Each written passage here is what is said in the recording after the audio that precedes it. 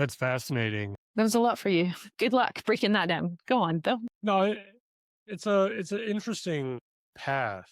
I never looked at, the crime world as being mostly like social engineering, right? But as soon as I started to get into security, Yeah. so I got my degree in criminal justice. So I'm very well acquainted with, like serial killers and all that sort of stuff, right? Like a lot of the documentaries that come out Yeah. or like TV shows Yeah. about them, I don't even watch because like I sat through that class and I'm like, Yeah. I do not I don't like that. want to revisit that again. No. No. And so, but like I never looked at it from social engineering. I just looked at it as someone, kind of being not calling you this, right? But like when you're a serial killer, you're typically a sociopath and Yep. you're manipulating people, Yep. to do things that they may or may not normally do, to for you to gain an advantage over them, Yeah. right? And once I got into cybersecurity, I was able to say like, oh, that is like social engineering, like to the absolute max, though, Y- the worst intentions possible. yes. What are some basics of social engineering that people may use in their day-to-day lives that they don't even realize? Because like you mentioned, you were already good at it and you didn't realize it. Yeah. Well, what are some of those skills? Well, I mean, I think social engineering, there's been this industry carved out of what is essentially human nature. It's like social engineering isn't something, an industry that was thought up, right?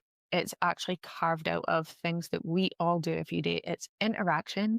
Instead of interacting with someone in this sort of haphazard, responsive, or reactive way, you're doing it with intention. And so, even a serial killer, they are manipulating people to do things sometimes that they would already do. Who was the guy? As soon as you get his name, you're going to be like, you didn't know his name, you're an idiot.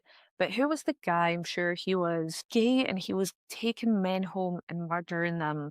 He was kind of hot. I know who you're talking about. Yeah. Was it Ted Bundy or was it not Ted Bundy? I don't, should one of us look this It up? wasn't Ted Bundy. They made a show. Dedrick, yes. I'm going to Google Oh, we gotta look.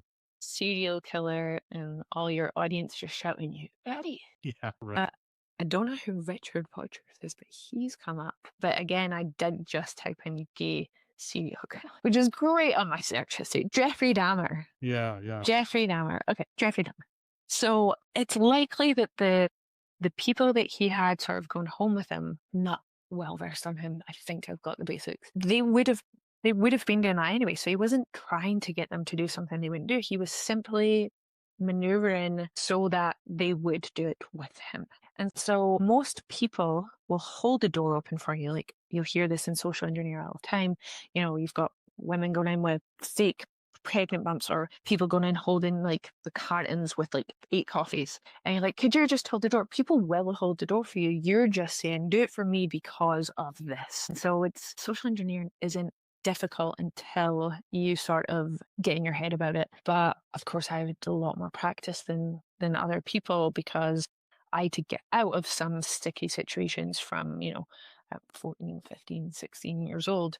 So you sort of, I would say, get the gift of the gab in a way, if that's I don't know if that's a British saying or a Scottish saying or a worldwide one, but you sort of become confident in your ability to talk yourself in or out of something. And if it works, great, you get high from it. And if it doesn't work, then the police are probably getting called. But yeah, I think social engineering it's human instinct. It's just now you're doing it with some level of intention. The other person's unaware of that.